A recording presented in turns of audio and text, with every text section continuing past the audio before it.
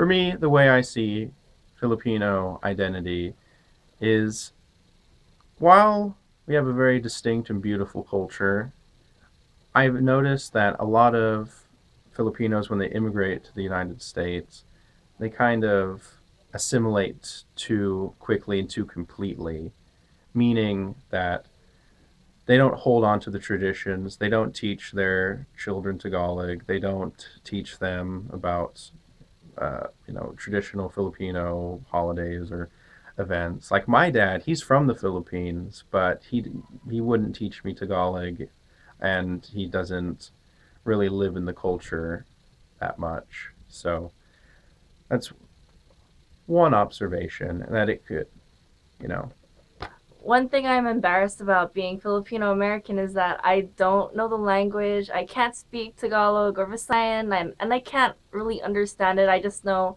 um, like bits and pieces of like words and phrases, and it just like makes me think like, am I a real Filipino? And I don't know. It's just that's just one thing I'm embarrassed of. I guess I'm sad that my parents never taught me how to speak Tagalog.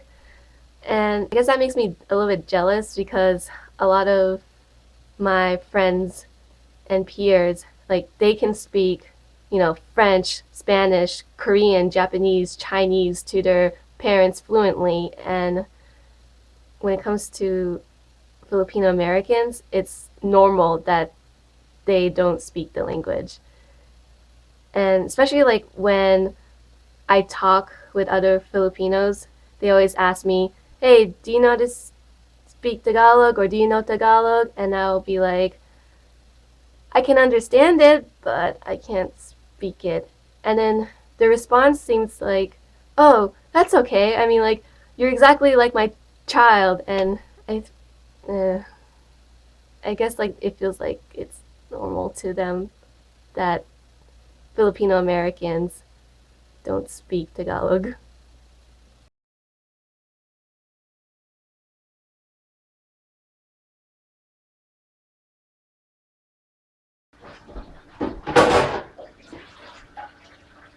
Mom, how come you didn't teach me the language? We've had this discussion before. Yeah, Mom, but I just don't get it. You know the reason why. It was assimilation. We wanted you all to fit right in when you were growing up. Yeah, Mom, I have so many friends who can speak both languages, and to be frank, I'm kind of jealous. Well, we live in a different time now, and back in the day, we were demanded to know English. Well, to a certain extent, they still do, but I can see how it was more of an extreme back then. Yes, although a formal understanding of English didn't cut it either. I once had a professor that told me that my English was way too formal. Also, not many Pinoy speak Ilocano anymore. My Tagalog was never that good, so trying to teach you kids was pointless. Nobody in our family really pushed to have you guys speak the language. Also, me, my brothers, and my sisters, and my cousins were more concerned with fitting in and trying to act more American, especially my cousins. They were pretty rude to me when I first moved here. I think I understand a little bit better now, but why were you and the family so concerned about assimilating? Because we thought America was just like Disneyland. It was a place where we wouldn't have to rub two nickels together just to get by. And it was a place where we could have wall to wall carpeting. Actually, funny story. When I first heard about wall to wall carpeting, I was like, wow, they actually have carpeting on their walls. But then when I got here, I was pretty surprised because, yeah, they don't have carpeting on their walls. But yeah, we wanted to be American, and we thought that that was the right way to live. Unfortunately, culture gets in the way, and if you want to live like an American, you just have to compromise. And sometimes, to a larger extent, your individuality. Yes, that's why we didn't really teach you the language. I remember as a teenager when I first came here, all I was concerned about was fitting in. Yeah, I guess you have a point, but Mom, if that's the case, why don't you hang out with other Filipinos? Well, it's because I wasn't Filipino enough. Back then, I was always reminded of how I was a preacher's daughter and how dare I go against the things in the Bible. And I was always questioned whether why I wasn't studying to be a nurse or why was I going around dating all these guys. And the list goes on.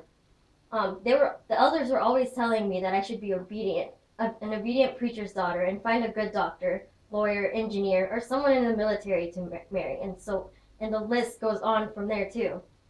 Well, in my head, I was just like, what if I don't want any of those things? I wanted both the best of both worlds of being Filipino and American, and I didn't want to be judged for it.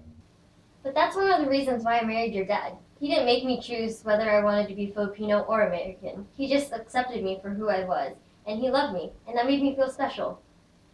Hey, are you texting right now? Are you even paying attention? Well, I'm listening. I'm just really good at multitasking. Oh, really? What did I just say then?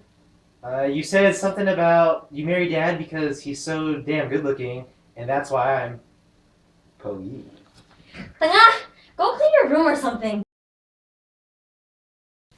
But what I've seen is that while that's happening in that immigrant generation, when you get into first generation, second generation, the family starts going back to their roots for some reason. I'm not exactly sure why, but that's been a pattern I've been seeing, or at least they try to. I think it's just because of their